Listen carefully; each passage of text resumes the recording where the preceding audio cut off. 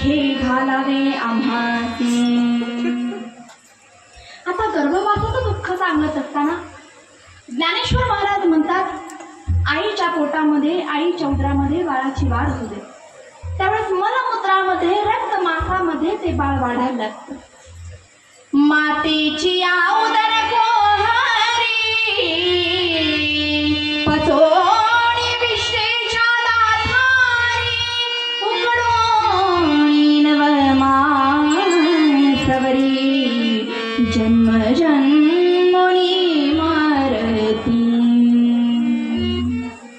आईच्या पोटामध्ये ते बाळ वाढायला लागतं, त्यावेळेस मलमूत्रामध्ये, रक्तमासामध्ये, घाणीमध्ये ते बाळ वाढायला लागतं। त्या बाळाला अत्यंत त्रास होत असतो। पण तुकाराम महाराज म्हणतात, देवा मी जे तुला मागितलेलं दान आहे ते दान तुम्हाला दिल्यानंतर जर पुन्हा पुढच्या जन्मामध्ये जर भक्ती होत असेल, नामस्मरण होत असेल, संतांचा सहवास होत असेल, संतांची भेट जर होत असेल, तर तू आम्हाला काय कर, सुखानं गर्भवासाचं दुःख दे। तुका म्हणे गर्भवासी सुखे घालावे आम्हासी। लक्ष द्या इकडे, ज्योतिर्युग्म ग्रंथाचं वचन असं आहे, बहुधा पहाटची स्वप्न सूचक आणि बोधक असतात। बाबू अरविंदांना स्वप्न पडलं ते पहाटे, मंडालेच्या तुरुंगात स्वातंत्र्यासाठी मरावं ते स्वप्न टिळकांना पडलं ते पहाटे। जगद्गुरु तुकोबारायांना बाबाजींचा अनुग्रह दशमीच्या पवित्र काळात प्राप्त झाला तो पहाटे। पैठणच्या एकनाथ महाराजांना स्वप्न पडलं ते पहाटेच। आणि महाभारतामध्ये दानवीर कर्णाला स्वप्न पडलं ते पहाटे। आणि ते स्वप्न असं होतं, कर्ण झोपलेलं आणि त्याच्या स्वप्नामध्ये प्रत्यक्ष सूर्यनारायण आले आणि सूर्यनारायणाने कर्णाला सांगितलं, अरे कर्णा, उद्या तुझ्या दारात देवाचा राजा इंद्र तुझ्याकडे कवचकुंडल दान मागण्यासाठी येणार आहे, आणि जर तू ते कवचकुंडल दान दिला तर तुझा मृत्यू होईल, असं स्वप्न कर्णाला पडलं। आणि कर्ण गडबडून जागी झाला आणि आपल्या मंचकाच्या बाजूला फिरायला लागला, विचार करायला लागला। आणि विचार करता करता दुसरा दिवस उजळला। नेहमीप्रमाणे कर्ण आपल्या घरी आपल्या चौथारावर दान देण्यासाठी बसलेला। कर्णाच्या बाजूला त्याचा लहान भाऊ शोभ, त्याचे आई वडील, त्याच्या बायका सगळेजण उभे आहेत आणि सगळेजण विचार करायला लागलेले आहेत, कर्णाला पडलेलं स्वप्न सत्यात उतरेल का? इंद्र कवचकुंडल दान मागण्यासाठी येईल का? आणि दुसऱ्या बाजूला कर्ण आपल्या घरी चौथारावर दान देत बसलेला आहे। कर्णाच्या बाजूला सोनं, चांदी, हिरे, मोती, गाई, धन, ज्याला जे हवंय त्या सगळ्या वस्तू त्या ठिकाणी ठेवण्यात आलेल्या आहेत। आणि घरी येणाऱ्या जाणाऱ्या याचकांना कर्ण दान देत बसलेला आहे। आणि दान देता देता दानाची वेळ संपत आली आणि सगळ्यांना असं वाटायला लागलं की आता काही इंद्र कवचकुंडल दान मागण्यासाठी येणार नाही।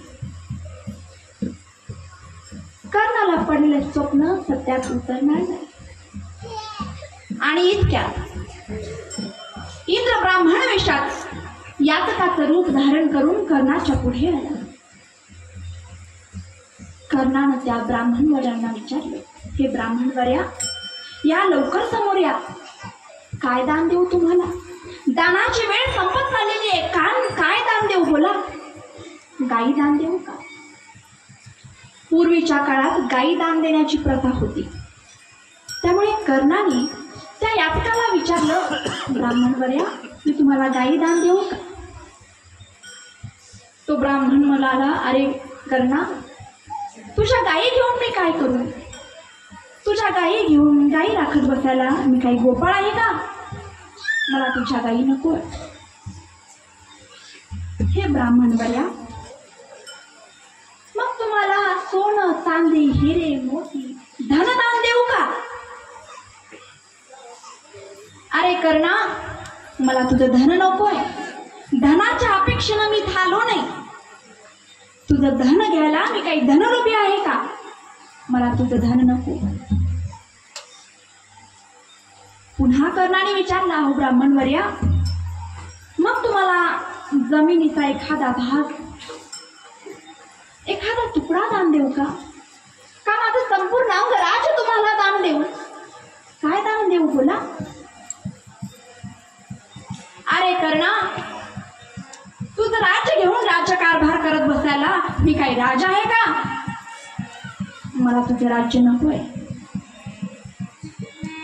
मग काय दान देऊ ब्राह्मणवर्या बोला?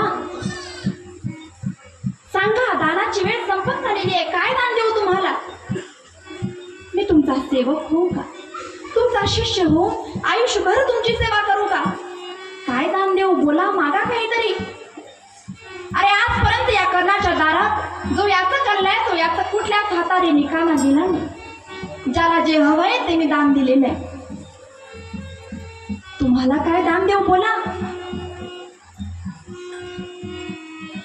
मला मिळालेली ही जी कीर्ती आहे ती कीर्ती तुम्ही कलंकित करणार आहात का? मागा काहीतरी.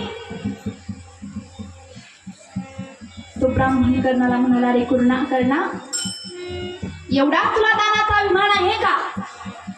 मी जे मागणार आहे ते तू देणारच आहेस का?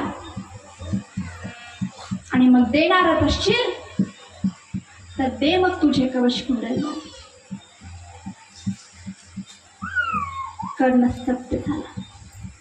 कर्ण विचार करायला लागला, आता जन्मताच मिळालेले हे जे अभेद कवच कुंडल आहे, हे कवच कुंडल मी माझ्या शरीरापासून कसं वेगळं करू आणि हे कसं मी दान देऊ? हे ब्राह्मणवर्या, हे कवच कुंडल मी तुम्हाला दान देतो,